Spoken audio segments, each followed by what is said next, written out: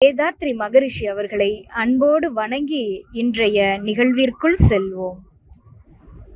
நம் நிகழ்ச்சி நிரலின் முதல் பகுதி வேதாத்ரிய சிந்தனை. இன்றைய சிந்தனைக்கு நாம் எடுத்துக்கொண்டிருக்கும் தலைப்பு கோள்கள், நட்சத்திரங்கள் மற்றும் இந்த அண்டம் தோன்றிய விதம். ஒவ்வொரு கோளும் உருவாவதற்கு விண்களே அடிப்படையாகும். தற்சுழல் விரைவு குறைந்த ஒரு விண்ணை விரைவு அதிகமுள்ள மற்றொரு விண் சுற்றி வரும்போது ஹைட்ரஜன் என்ற நீரக அணு உருவாகிறது. இத்தகைய ஹைட்ரஜன் அணுக்களின் கூட்டம் அதிகமானால் இறைநிலையின் சூழ்ந்தழுத்தும் ஆற்றலால் அவை ஒன்றாக கூடி உருண்டையாக கோள வடிவில் விண்வெளியில் இயங்கிக் கொண்டு இருக்கும். அதையே நெபுலா என்று கூறுவார்கள். அப்போது அதன் அடர்த்தி நிலை மிகவும் குறைவு. துல்லிய சமதள சீர்மை என்றால் இரண்டு விண்கள் சேர்ந்த மூலகங்களோடு 1, 2, 3 என்று விண்கள் கூடிக்கொண்டே இருக்கும். எந்த பொருளும் சுழற்சி விரைவுடன் இயங்கினால் சுழல் விரைவு குறைந்த கனத்த விண்கள் மையம் நோக்கியும் லேசான விண்கள் விளிம்பை நோக்கியும் நகர்கின்றன. இந்த இயக்கச் சீர்மையே துல்லிய சமதள சீர்மை என்று அழைக்கப்படுகிறது. அப்படி சுழன்று கொண்டே இருக்கும் விண்கூட்ட நிகழ்ச்சியில் சுழல் விரைவு குறைந்த விண்களின் எண்ணிக்கை மிகுந்துள்ள கனத்த மூலகங்கள் நடுப்பகுதிக்கு சென்றுவிடும். விண்களின் எண்ணிக்கை குறைந்துள்ள லேசான மூலகங்கள் புறச்சுற்றில் மேற்புறமாக அமைந்து கோள வடிவில் அது இருக்கும். மேலும் அது இடம், பொருள், சூழ்நிலை, விரைவுத்தன்மை இவற்றோடு இயல்பூக்கமும் விளைவும் கூடுகின்ற வகையிலான இயக்கம் ஆகும்.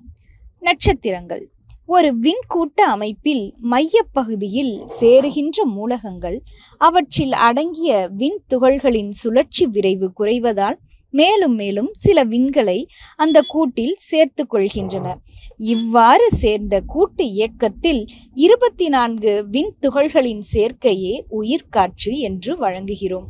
இந்த உயிர்காற்றோடு 2 விண் துகள்களுடைய ஹைட்ரஜன் என்ற மூலகமும் நெருங்கி வரும்போது அவற்றிற்கிடையே ஒரு தொடர் இயக்கம் ஏற்படுகிறது. இந்த தொடர் இயக்கம்தான் நீர் என்பதாகும். முதலாக விண்கள் கூடி நமது கண்களுக்கு தோற்றப் பொருளாக ஆன நிலை நீராகும். இந்த முறையில் மேலும் மேலும் விண்கள் கூட கூட அவை நெருங்கி மையத்திற்கு செல்வதால் ஏற்படுகின்ற இறுக்கத்தால் மண் முதலான மற்ற உலோகங்கள் உருவாகின்றன. இவ்வாறு உருவாகும் மூலகங்கள் அந்த கோள வடிவான அமைப்பில் தகுந்த இடம் பெற்று காற்றாக, அழுத்த காற்றாக, நீராக, கெட்டி பொருளாக உருவாகி இயங்கும். இந்நிகழ்ச்சி தொடர்ந்து பல கோடி ஆண்டுகளாக நடந்து கொண்டே இருக்கும். மேலும் மேலும் கனத்த அணுக்கள் உருவாகி மையம் நோக்கி சென்று கொண்டே இருக்கும். பல கோடி ஆண்டுகளுக்கு பின் மையத்தில் நெருக்கம் அதிகமாகி அணுச்சிதைவு மற்றும் அணுச்சேர்க்கை நிகழ்ச்சிகள் உண்டாகும். அப்போது அந்த நெபுலா என்ற அமைப்பு பல சிறு சிறு துண்டுகளாக சிதறி ஓடும். வெளியேறுகின்ற ஒவ்வொரு துண்டும் சுத்த வெளியின் அழுத்தத்தால் கோள வடிவம் ஆக்கப்பட்டு தனித்தனியாக சுழன்று கொண்டிருக்கும். இவ்வாறு அதிக வெப்பத்தையும் வெளிச்சத்தையும் தரக்கூடிய இந்த உடைந்த நெபுலாவின் அமைப்புகளைத்தான் நட்சத்திரங்கள் என்கின்றோம். நாம் வாழ்கின்ற பூமி சுற்றி வருகின்ற சூரியனும் ஒரு நட்சத்திரமே ஆகும். பிரபஞ்சத்தில் எண்ணற்ற நட்சத்திரங்கள் உள்ளன. அடுத்து விண்கற்களும் கோள்களும் தோன்றிய விதத்தை பார்ப்போம். ஒவ்வொரு சூரிய கோளிலும் அவற்றின் தற்சுழற்சியினால் உட்பிறமிருந்து வெளியேறும் பேரணுக்களாகிய மூலகங்கள் அந்த சூரியனை சுற்றிலும் சிறிய பெரிய உருவங்களாக வடிவெடுக்கும். இவையே விண்கற்கள் எனப்படும். இதே விண்கற்கள் மேலும் மேலும் மூலகங்கள் கூடி இறைத்துகள்கள் மற்றும் விண்கள் கூடி உருவத்தில் பெரிதாகி சுழற்சி வேகம் பெற்று சூரியனை விட்டு அதிக தொலைவில் விலகி இயங்கும் போது சூரியனை சுற்றி வரும் கோள்கள் என்று அழைக்கப்படுகின்றன. இவ்வாறு உருவாகிய கோள்களின் இறுகிய தன்மைகளுக்கேற்ப வெவ்வேறு பெயர்களை உடைய கோள்கள் தோன்றின. சூரியனில் வெப்பம் அதிகமாகவே உள்ளது. விளிம்புக்கு வரும்போது வெப்பம் குறைவாக உள்ளது. சூரியனிடமிருந்து வெளியேறிய துகள்களின் கூட்டம்தான் நமது சூரியனை சுற்றி வரும் 9 கோள்களும் ஆகும். சூரியனும் அதனை சுற்றியுள்ள கோள்களும் இவ்வாறு தோன்றியவைதான். புதன், வெள்ளி, பூமி, செவ்வாய், குரு, சனி, யுரேனஸ், நெப்டியூன், புளூட்டோ போன்றவை சூரியனை சுற்றி வரும் கோள்கள் ஆகும். இவற்றை கிரகங்கள் என்று அழைக்கின்றோம். கோள்களாக மாறாதவை விண்கற்களாகவே சுற்றி கொண்டிருக்கும். அடுத்து துணைக்கோள்களை பார்ப்போம். கிரகங்கள் ஓரளவு பெரிதாகி சுழலத் தொடங்கிய பின்னர் அதனுள்ளும் இதே போன்ற நிகழ்ச்சிகள் நடைபெற்று துணைக்கோள்கள் உருவாகின்றன.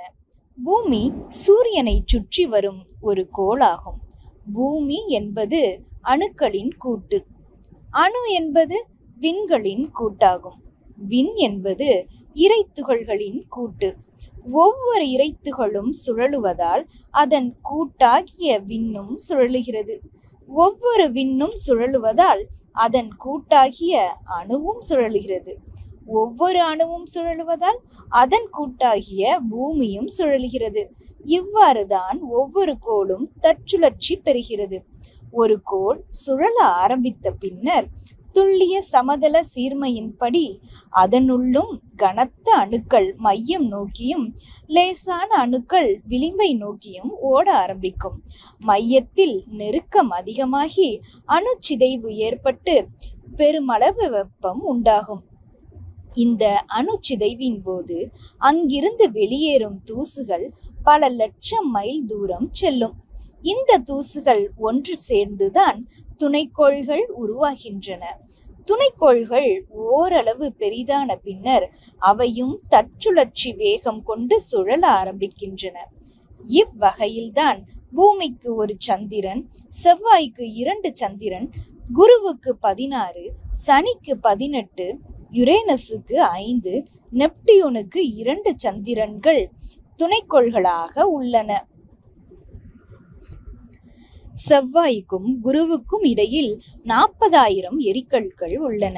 ஒரு மைய கோளிலிருந்து மூலகங்கள், விண்கள், இறைத்துகள்கள் வெளியேறி ஒன்று கூடி தற்சுழற்சி பெற்று ஒரு குறிப்பிட்ட இடைவெளியில் எப்பொழுதும் மிதந்தும் உருண்டும் ஓடிக்கொண்டே இருப்பவைதான் துணைக்கோள்கள் ஆகின்றன. இவ்வாறாக நம் குருபிரான் அவர்கள் பிரபஞ்ச தோற்றத்தை பற்றி மிக தெளிவாக விளக்கியுள்ளார். வாழ்க வளமுடன். நம்